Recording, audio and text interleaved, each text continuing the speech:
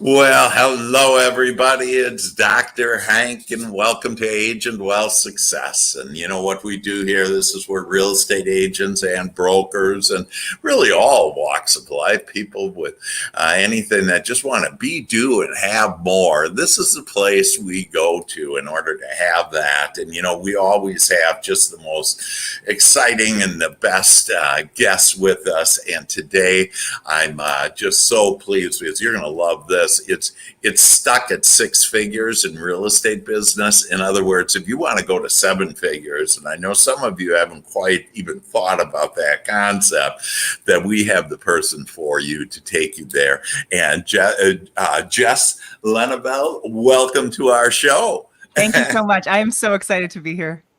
Well, we're excited to have you. You're the founder and CEO of the Listings Lab. And I'd love to, I know that you did, in about 5 years, over $300 million worth of property. And, listings is kind of the name of the game right now. And so can you tell us a little about your background and kind of, what got you into the Listings Lab, and we'll kind of go from there. 100%. So I got my license when I was 21, but I grew up in the industry. So, my mom has been an agent for 35 years. She's actually just in the process of retiring now. And so I kind of, I grew up with a mom that was always there.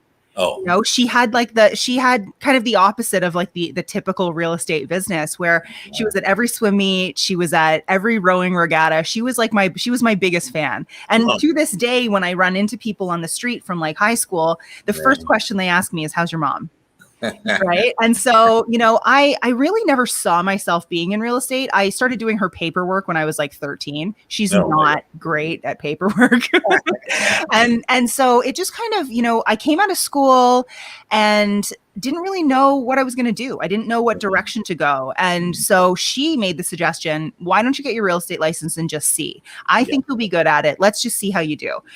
So I did that. I got my license, and, I started small. I was young. And, the hardest part for me when I first started was that my sphere of influence was also hers.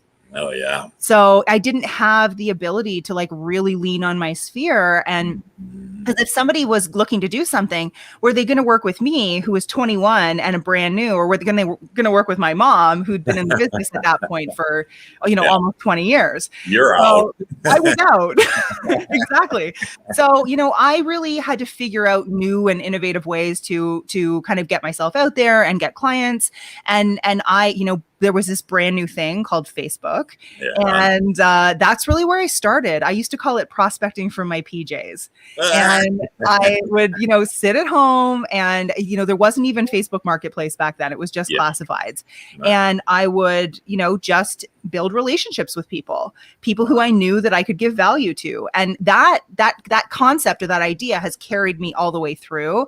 Obviously, social media and technology and, ads and things like that got a lot more sophisticated over the years. Yeah. But the bottom line always came back to give before you ask, serve before you sell. And so that's really like, I still have clients from when I was 21 who will come back to me and say, "Hey, I know you're not selling anymore, but who should we work with?" So that kind of happened when I met my husband. We kind of took the business to another level. I was working for a builder at the time. I really wanted to learn the business from every aspect and every facet.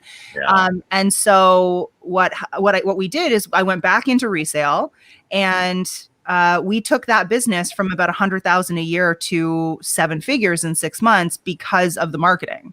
Wow. And so how did you do that? I think, So at the time, landing pages were a big thing. So I keep dating myself, right? Facebook's brand new, landing pages were the thing. But, landing pages were a big thing at that time. So what we did is we had 40 landing pages up at any one time. We were running tons of traffic to different assets, different listings, different properties, things like that, which wouldn't work today. It doesn't work the same way because, we have things like lead forms that are more, I guess, more I guess, more advanced than what the typical landing page used to be. We don't drive traffic to landing pages anymore for agents. But, we just really started looking at what was working in service-based businesses outside of real estate. Oh, cool. And bringing that into the real estate space. I find that real estate's usually about 5 years behind when it comes to a lot of stuff. So that's basically what we did is we went outside the industry. We looked at what was working in other industries that were similar or comparable to real estate. And then we just started testing and started to see, what was going to work, what wasn't going to work, and we just took everything as data and we just really built from there. The key, though, that we really learned during that period of time was the most important thing is not how many leads you have. It's how many leads, basically what is your cost per acquisition? How many of those leads are you actually converting to clients? And I think that that's still a little bit of a misconception in the real estate world where agents are like, I need more leads. When the truth of the matter is it's really not usually that they need more leads. It's that they need to turn more of those leads into clients. They need to understand how to take someone from stranger to client. Yes.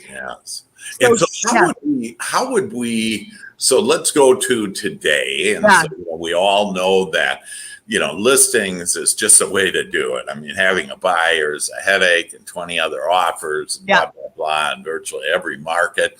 And and you're called the Listings Lab. And for a reason. And so do you help get listings and then convert them? Or is it, hey, you got the listings and it's easy to convert? Or, because you were saying, hey, it's not so much about the leads, but converting. How do you help us? Yeah. So the real thought process is it's not about the lead. It's about whether the lead becomes a client or whether that lead becomes a listing. In today's day and age, it's not that hard to sell a listing. Right? You've got a captive audience. And so what we really focus on is how do we take a stranger and get to a point where you're listing that person's house? And a lot of that comes down to marketing and messaging. And I think that there's some things that agents skip over in the marketing or the building out of good marketing that is foundational, that really makes things really difficult for them. One of them is that, most agents are generalist, right? So, I can help you buy, sell, rent, and invest from here to Timbuktu.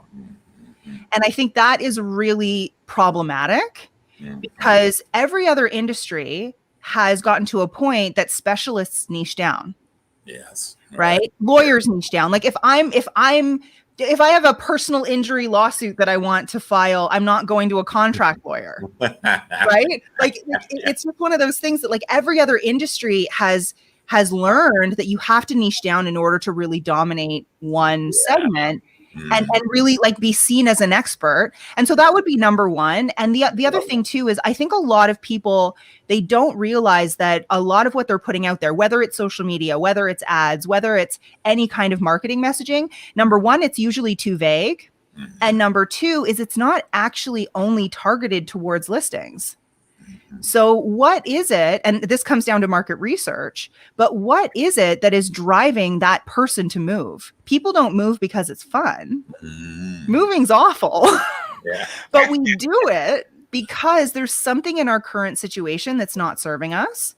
And we believe that we can solve that problem by changing locations, buying a bigger house, buying a smaller house, whatever that problem is. So it's really important that we, first of all, target who are we talking to? Is it upsizers? Is it downsizers? Is it first-time buyers? Is it investors? And then do the market research so that we understand the pains, problems, fears, and desires of that niche very, very clearly. Then the marketing messaging comes out of that. And when basically all really good marketing is being able to articulate what's in the back of your ideal client's head better than they can.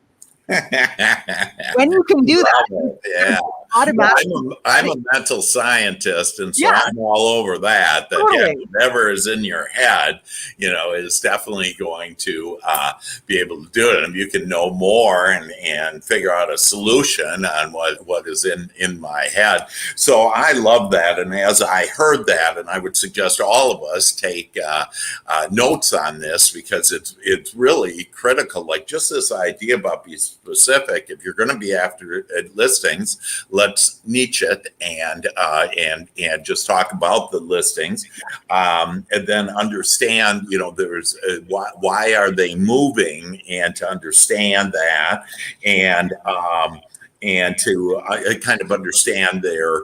And I don't really like the word pain, but understand their challenges. For sure. Do it, but I hear you, and we need to do it. And then you need good marketing behind that. Yeah. And so how would that marketing? Can you give? Let's just hone in on listings, because new home buyers that it wouldn't qualify under this, and so we want listings. How even a niche?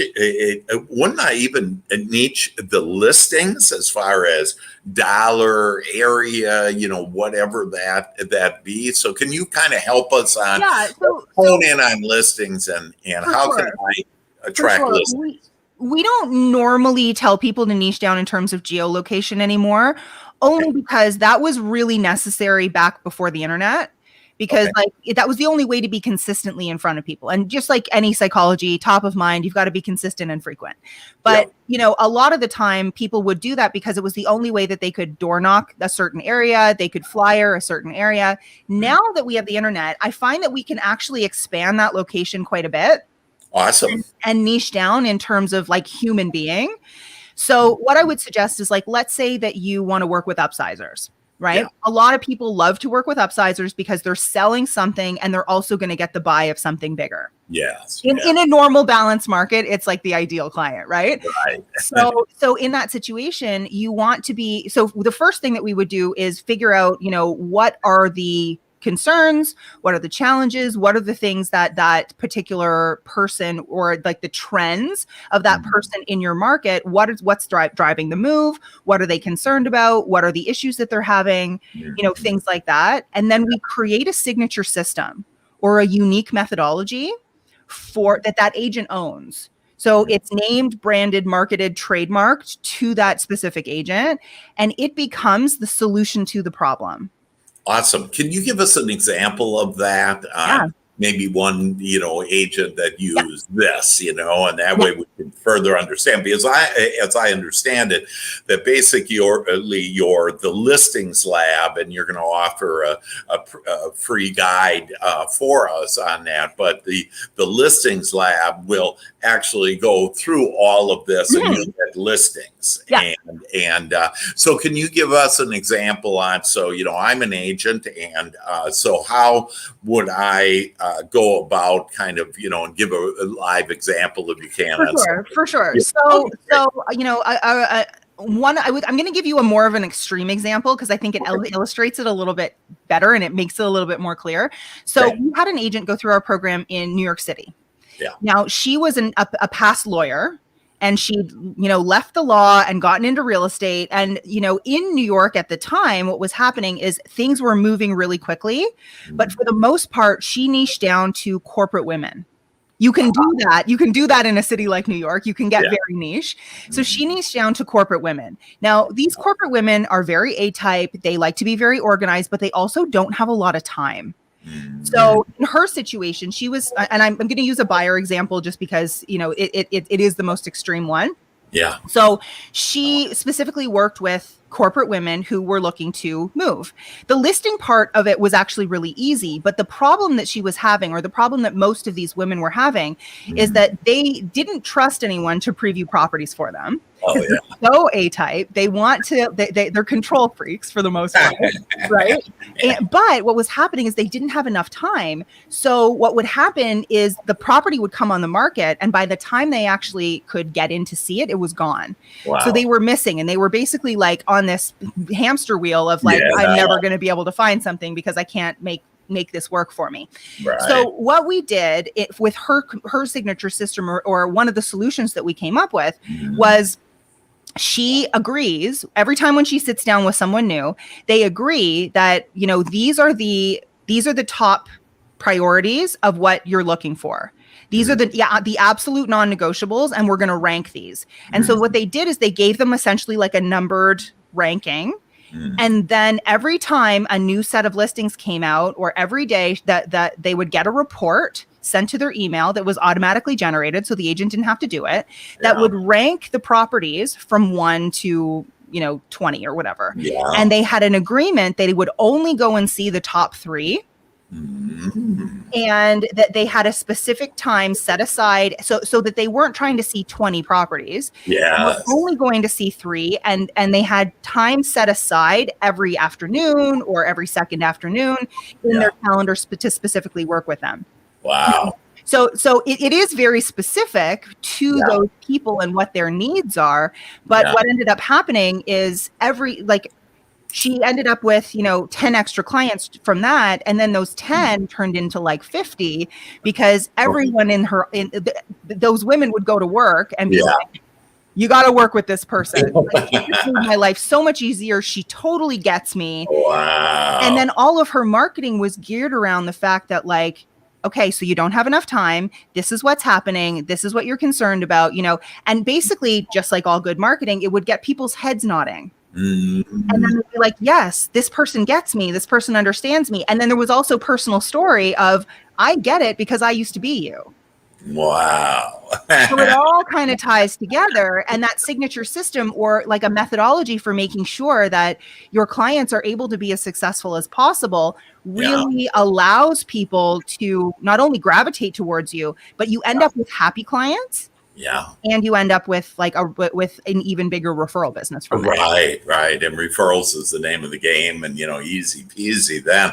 So I love that example. And what's really interesting is that I think most agents are all about, how do I get that listing? And so they're marketing to that, when really it's, you want to move. So the listing is like a no-brainer, that it's, you want to move and show me a place I can move to. And, you know, that I want. And whether it's, I don't have enough time, so you need to show me, you know, my top priorities, or it's, you know, a new home build, you know, I want a new home build. And so how do I, you know, do that? What we can help, you know, with, we know when the new home build is going to come, and, you know, where the developments are, or whatever. I mean, there's all these different niches that you can do.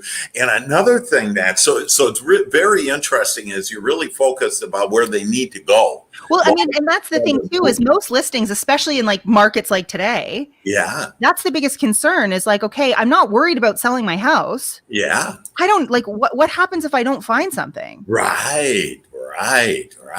And do you have like just some counsel right now of what you would say there? And I know that if you go through the whole system, you'd have it all set up for you, but are there some good common ways to answer that just off the top of your head? It really depends. It is very different in every market, but what I would say is, you know, in some situations, like there's an agent will have a process for timing it just right.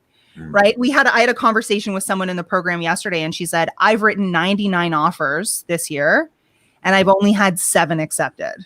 She's like, I have listings. My listings are fine, but it's my buyers that I'm really having problems with right now. Wow. And like I said, oh, that's terrible. Like that's like less than 7%. So, and she said, you know, what's been going on is that, you know, we're putting in offers $125,000 over asking and things like that. And so what we focus down on is it's not really about the list price. What we need to look at, because the list price actually isn't a comparable anymore, especially when the market is moving so quickly. So how can we track real comparables? And usually you have to update those every 2 weeks. And then a lot of it also comes down to talking to your buyer about not being afraid to set a new record. Right? You can't be afraid to set that new record, that new price record, because you will set that new record, but 2 weeks later, there'll be another record and you'll be old news. Yeah. Right. And so a lot of it comes down to understanding how the market is moving. And let's say that the comparables from 2 weeks ago are, I don't know, 500,000. Yeah. You have to be willing to go whatever percentage of growth it's been in the last 2 weeks. Yeah. Above that 500,000 in order to be able to compete.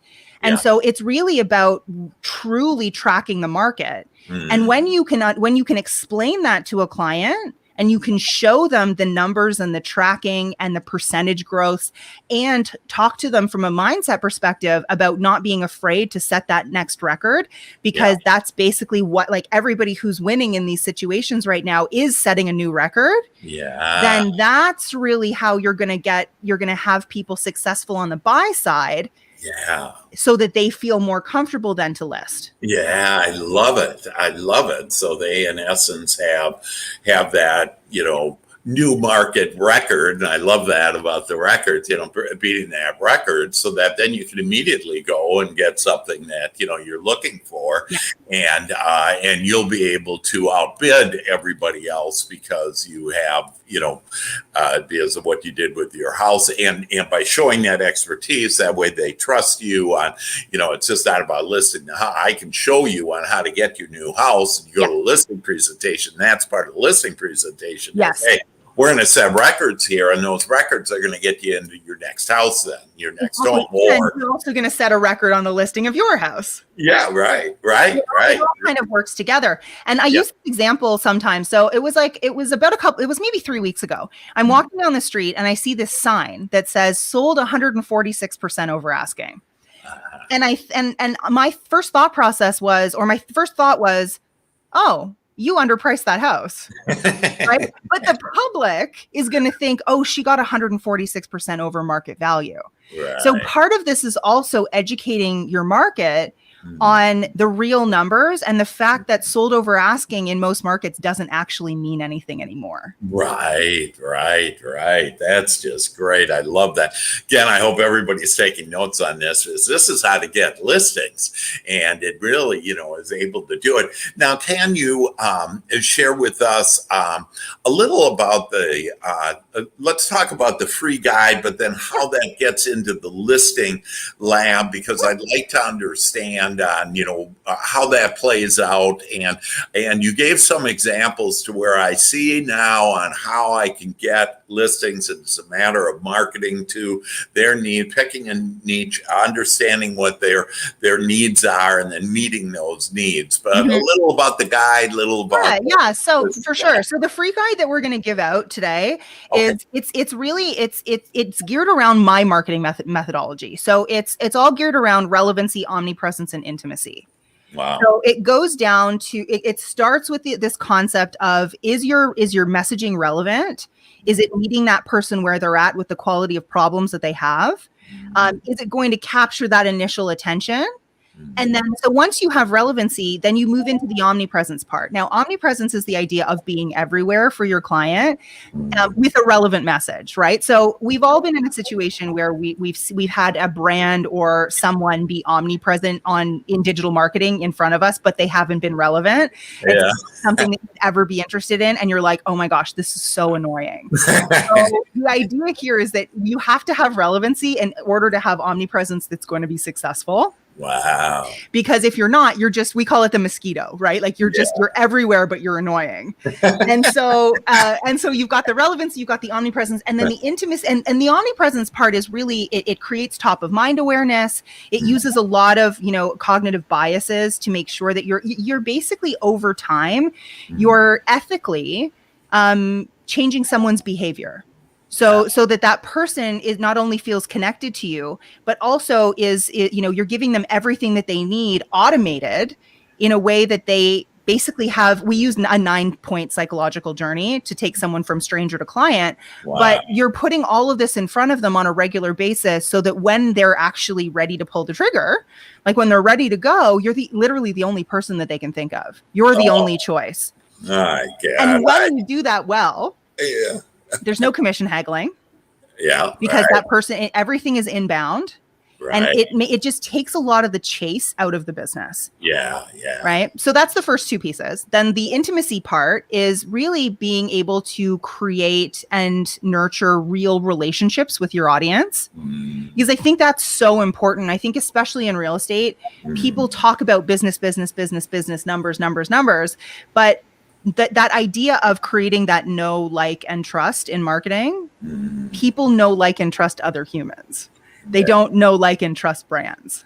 Yeah. So I think it's really important to also have that personal content, to put yourself out there, to tell stories. Stories are 22 times more memorable than facts. Yeah. So, the more story you can tell, the more you can actually connect with your audience, the more that like they know the name of your cat, and they know, like, that's the stuff that actually like that connects people, rather than just like, I'm number one in X, Y, and Z area. Right. And then stories. So those stories would be personal. Would they also be stories about how I helped the client then? Okay. Yeah. So case studies are a big part of what we teach, because it's so important. Not only will it give you authority and trust, but it also is a way of showing your ability to be successful with clients without necessarily tooting your own horn.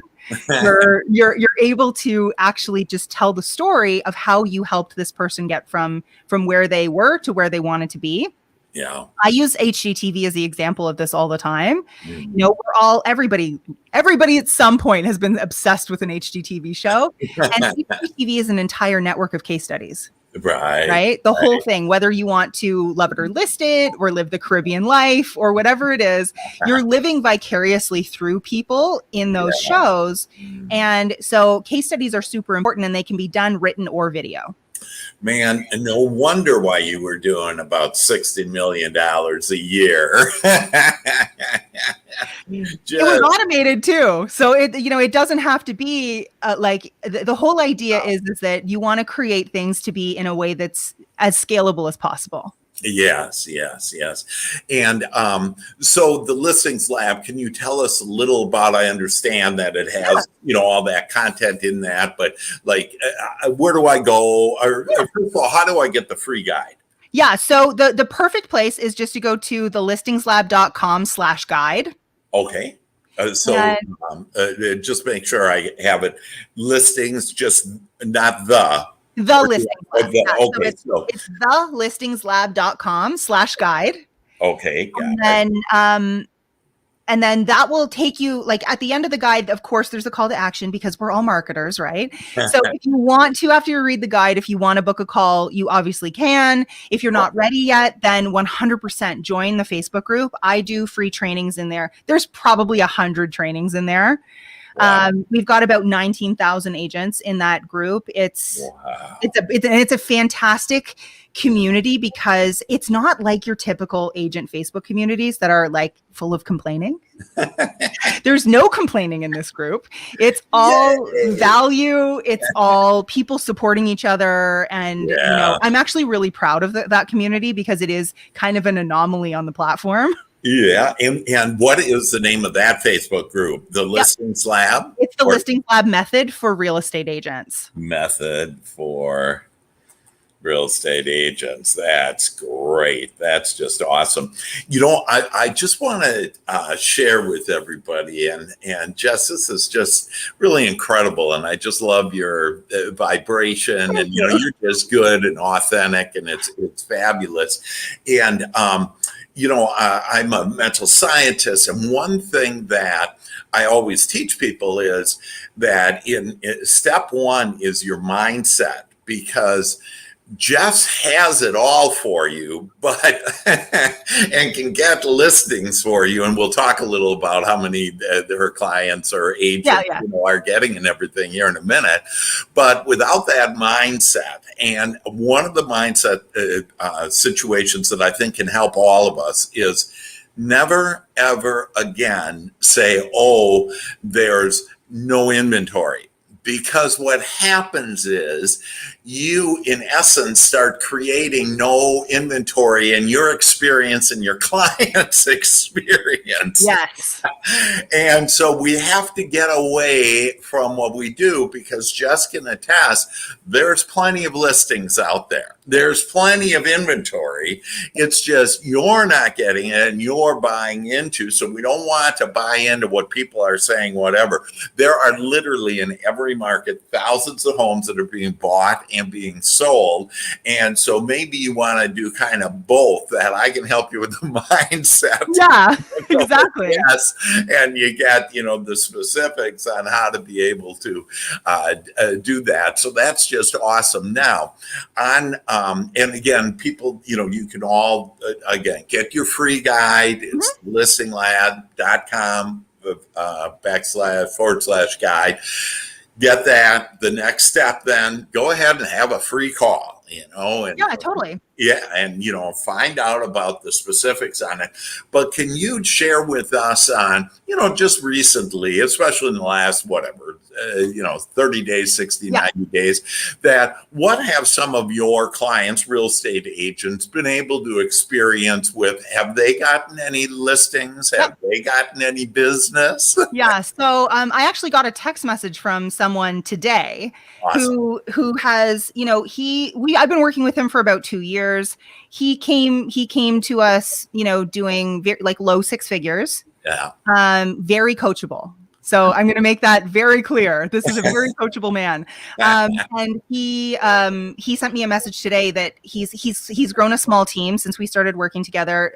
He's primarily listing based now, using the marketing stuff that we teach. And he just sent me a message today, and he said, as of the end of May, they were at 1.3 million in GCI. Oh my gosh. So, and it's only June 9th. We've still got almost more than a half a year left. Wow. Justin's another really great example. He came to me in March of last year. He had $29 in his bank account. Wow. Smart guy, really, really great realtor. Yeah. He was really struggling on the marketing side. And, he took everything, again, very coachable. Yeah. Between March and December, he did 800,000 in GCI. Everything was inbound, and all of it was, and I would say 90% of it was done through organic social media, because he actually nailed his messaging. So it makes a really big difference. And when we're talking about these large numbers, I think it's so important to recognize, so often we tend to set goals that are very realistic. Yeah. And exponential growth is available to you. Mm-hmm. But you also have to be open to it. Yeah, there we go with the mindset again. And we need to be open. And I love your also on the way you said, and very coachable. Very coachable. Because, we think, hey, we know, and, we know most of it, whatever. And so this is really a time to open up your mind. The world has changed, folks, and that and if you don't change with it, we're going to end up with $27 in the bank, whatever. Yeah, exactly. And but don't we want to serve more people? Don't we want that money? Remember, money is just as loving divine energy that comes to us. Money equals freedom, just gives us more freedom. Wouldn't we love to do that, to give to society or charities or church or whatever?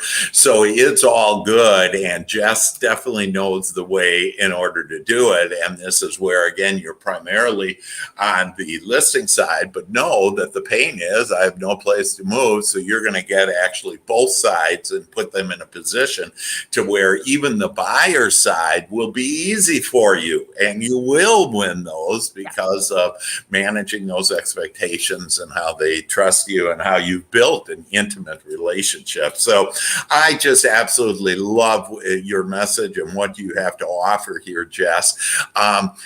Is there anything, we're out of time here, but is there any closing comments, any wisdom you'd like to share with us before we leave? I don't think so. I think that the most important thing is just to understand that you have to be a marketer and a realtor. You don't get to be one or the other. When we got into this industry, a lot of us wanted, unlimited income, unlimited freedom, and the ability to help people. Yeah. And, it is attainable to have that trifecta. And I know sometimes when you're feeling stuck in the fact that you don't have control over your schedule and you feel like you're chasing business all the time and things are feel like they're slipping through your fingers, a lot of it will come down to, just hold the faith, hold the vision, not the circumstance. That's something that Mary Morrissey says all the time, right? Hold the vision, not the circumstance. And I think that that's really important to remember, that markets come and go, they shift, they change, but you being not only very secure and very good with your own mindset, but also with your skills from a marketing and from a selling perspective, I think is the best investment that you can make. Absolutely. Amen to that. Well, Jess, we want to thank you so much. Jess is with the listingslab.com. Get your free guide. Have the conversation that know that she has the answers, has a proven track record of really helping agents to be, do, and have everything that you want. So with that, I thank all of you for showing up today, and now show up in a big way and come to Jess or I, that we're here to help you become your greatest possibility. And Jess, thanks so much for being on the show. You have been absolutely incredible. Thank you so much. Okay, thank you, everybody. Love you all. Take care. Bye.